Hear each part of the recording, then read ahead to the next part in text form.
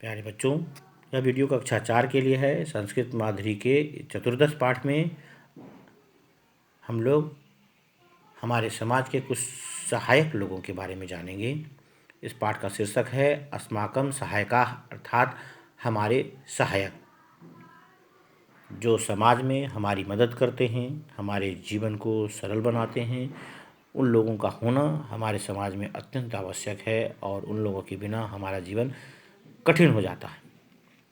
उसमें सबसे पहले किसान होते हैं, दूसरा वह होटल वाले, जहाँ पर हम लोग कहीं घूमने जाते हैं तो हम लोग वहाँ खाना खाते हैं तो रसोइया हमें खाना खिलाता है। इसके पश्चात वह व्यक्ति जो हमारे लिए घर बनाता है, यानी कि राजमिस्त्री, और माली जो उद्यान या बगीचे की देखभाल करता है, फूलों की देखरेख करता है और उद्यान को सुंदर बनाता है, तो माली होता है। उसके बाद डॉक्टर होता है, चिकित्सक। उसके बाद में खिलाड़ी जो खेलता है, हाँ, वह भी समाज का एक अंग माना गया है हमारे मनोरंजन का। और रजक यानी कि धोबी। इस प्रकार से ये लोग जो हैं वह समाज के महत्वपूर्ण अंग माने गए हैं। हमारा यह सांसारिक जीवन इन लोगों के सहयोग के कारण सफल हो पाता है। ये सभी हमारे जीवन में सहायक माने जाते हैं। हम लोगों को इनके बारे में जानना चाहिए। कुंभकार मतलब कुम्हार होता है, शौचिक मतलब दर्जी होता है, कांदविक मतलब हलवाई होता है जो कि मिठाइयाँ बनाता है। इस प्रकार से तो सबसे पहला सहयोगी जो होता है हमारा, वह है कृषक यानी कि किसान। एषः कृषकः, यह किसान, कृषकः कर्षति, अर्थात किसान खेत जोतता है। कर्ष मतलब खेत जोतना होता है, जोतना, तो कर्षति मतलब जोतता है। कृषकः कर्षति अर्थात किसान खेत जोतता है। इसके बाद है एषः सूदः, अर्थात यह रसोइया। सूदः भोजनं पचति, रसोइया भोजन पकाता है। एषः कर्मकरः, यह राजमिस्त्री। एषः भवनं रचयति, यह मकान बनाता है। एषः कः, अर्थात वह कौन। अब यहाँ पर पूछा गया है, यहाँ पर था कि एषः कर्मकरः, यह राजमिस्त्री। उसके बाद में एषः भवनं रचयति, यह भवन अर्थात मकान बनाता है। यह मकान बनाता है यानी रचना करता है, यानी रचयति मतलब रचना करता है यानी बनाता है। यह मकान बनाता है। इसके बाद में पूछा गया है सः कः, वह कौन, अर्थात वह कौन है। सः मालाकारः, वह माली, अर्थात वह माली है।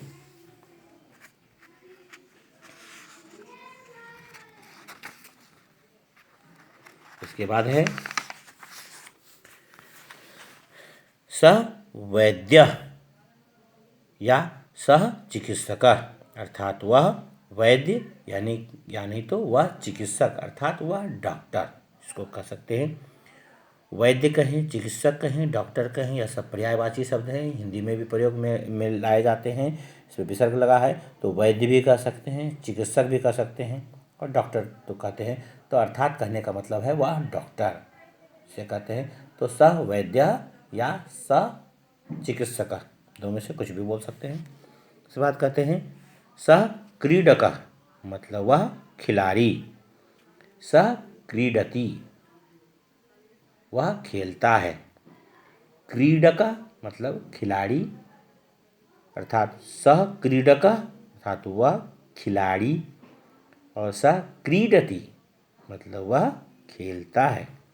तो खिलाड़ी खेलता है, हम लोग देखते हैं, हमारा मनोरंजन होता है। तो क्रीडकः क्रीडति अर्थात खिलाड़ी खेलता है, तो उसके स्थान पर सः क्रीडति है, वह खेलता है। सः रजकः, वह धोबी। सः वस्त्राणि क्षालयति, वह कपड़े धोता है। सः रजकः, वह धोबी।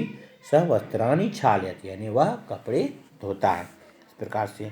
कुंभकारा है, हाँ, कुम्भकारा कुम्हार, कुम्हार भी मिट्टी के बर्तन बनाता है। शौचिक दर्जी हमारे लिए कपड़े सीता है। हलवाई मिठाइयाँ बनाता है। इस प्रकार से यह सभी हमारे समाज के सहायक हैं। यहाँ पर हिंदी अर्थ के साथ में संस्कृत शब्द दिए हुए हैं। अस्माकम मतलब हमारे, एषः मतलब यह, कृषकः मतलब किसान, कर्षति मतलब खींचता है यानी जोतता है।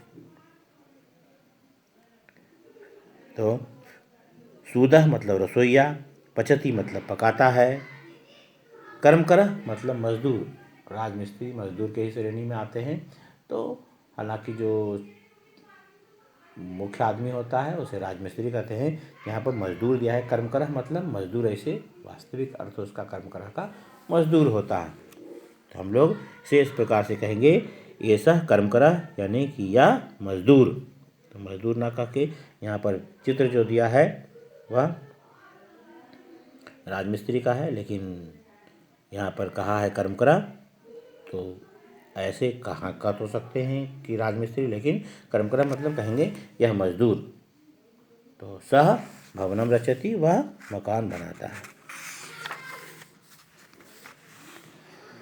इसके बाद है मालाकारः माली, क्रीडकः खिलाड़ी, चिकित्सकः वैद्य, रजकः धोबी और क्षालति मतलब धोता है।